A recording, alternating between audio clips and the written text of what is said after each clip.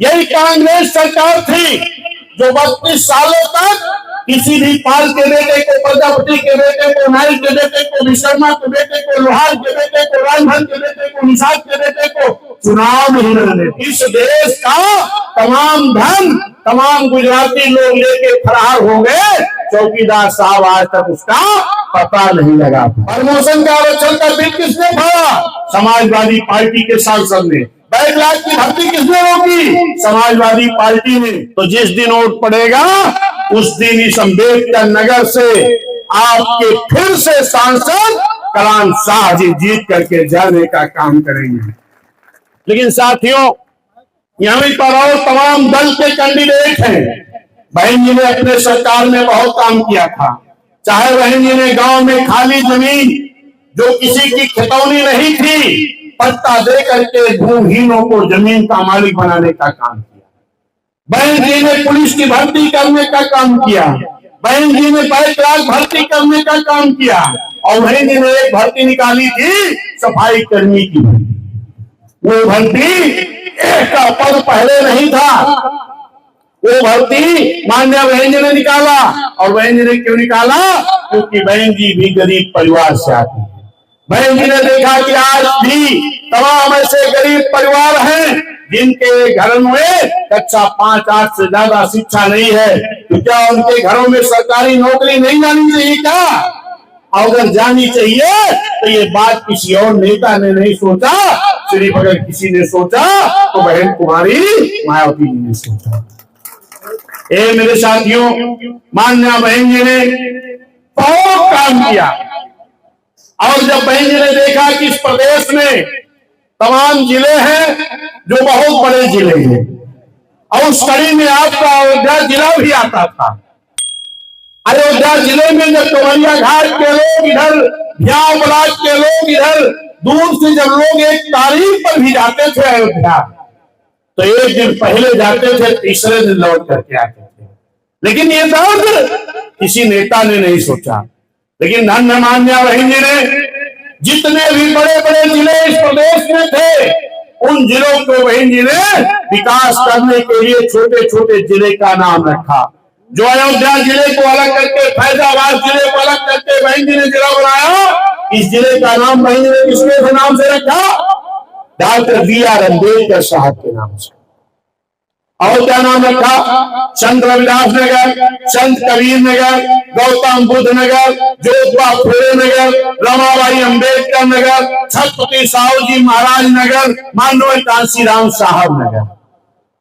लेकिन साथियों, ये जो बहन जी की सरकार के बाद सरकार आई, जो आज अपने आप को कहती है कि हम माननीय कांशीराम साहब का मिशन पूरा करेंगे, हम बाबा साहब के मिशन पूरा करेंगे, यही समाजवादी पार्टी के लोग अगर इस जनपद के लोग संघर्ष नहीं करते तो शायद बाबा साहब के बड़े नाम का, जिले नाम का भी, जिले का नाम लोग बदल दिए होते। छत्रपति साहू जी महाराज किस समाज के थे? पिछड़े समाज के थे, आरक्षण के जनक थे, कुर्मी जाति में पैदा हुए थे। और इनके नाम से बगल, सुल्तानपुर के बगल अमेठी जिले का नाम रखा गया। लेकिन इस जिले का नाम किसने मिटा दिया? समाजवादी पार्टी ने। कौन मुख्यमंत्री थे? एक पिछड़े समाज के। और किसके नाम से जिले बने थे? पिछड़े समाज, एससी समाज, एसटी समाज। हे मेरे सम्मानित साथियों, बहुजन समाज में जन्मे संत गुरु महापुरुषों के नाम से बने जिले को इसने खत्म किया समाजवादी पार्टी ने। ठेकेदारी भाई ने आरक्षण दिया था, इसको किसने खत्म किया? समाजवादी ने। प्रमोशन का आरक्षण का बिल किसने फाड़ा? समाजवादी पार्टी के सांसद ने। 22 लाख की भर्ती किसने रोकी? समाजवादी पार्टी ने। ये मेरे साथियों, अगर यही समाजवादी के लोग ना कुछ देते, लेकिन जो बहन जी ने दिया था, अगर इसको नहीं छीनते तो आज हमारा समाज बड़ा आगे निकल गया होता। ये मेरे सम्मानित साथियों, आपको इन बात पर ध्यान देना होगा, क्योंकि लोग आएंगे क्या कहेंगे? हमारा बड़ा एहसान आपके ऊपर है, लेकिन आप बता देना कि आपका एहसान हमारे ऊपर नहीं है, धन्य माननीय बहन जी ने जो एहसान आपके ऊपर आपको टिकट दे करके भेजा, और एहसान इस अम्बेडकर नगर की जनता का जिसने वोट दे करके तुम्हें जिताने का काम किया था, तब आपने मेरे काम किए थे। ये मेरे सम्मानित साथियों, भारतीय जनता पार्टी के लोग कहते हैं कि बड़ा काम हो रहा है, लेकिन यही भाजपा जब 14 में आई है तो इसने कहा कि कांग्रेस सरकार में महंगाई बहुत है, हमें लाओ हम महंगाई कम करेंगे। इसी कांग्रेस ने कहा कि भाजपा ने कहा कि कांग्रेस सरकार में नौजवानों को रोजगार नहीं मिल रहा, हमें लाओ 2 करोड़ नौकरी देंगे। इसी भाजपा ने कहा कि कांग्रेस ने इस देश का धन विदेशों में जमा करके रखा है, हमें लाओ हम वापस ला करके गरीबों के खाते में भेजेंगे, हम आएंगे भ्रष्टाचार मिटाएंगे। लेकिन ये मेरे सम्मानित साथियों, क्या कोई भी ऐसी वस्तु है जिसकी कीमत कम हुई हो? हर वस्तु की कीमत कई गुना बढ़ गई। नौजवानों को 2 करोड़ नौकरी देने की बात छोड़ो, नौकरियां आपकी एनजीओ कर दी गई, संविदा भी कर दी गई, तमाम सरकारी विभागों को प्राइवेट कर दिया जा रहा है ताकि आपको आरक्षण का लाभ ना मिल सके। और विदेश का काला धन लाने की बात छोड़ो, इस देश का तमाम धन तमाम गुजराती लोग लेके फरार हो गए, चौकीदार साहब आज तक उसका पता नहीं लगा पाए।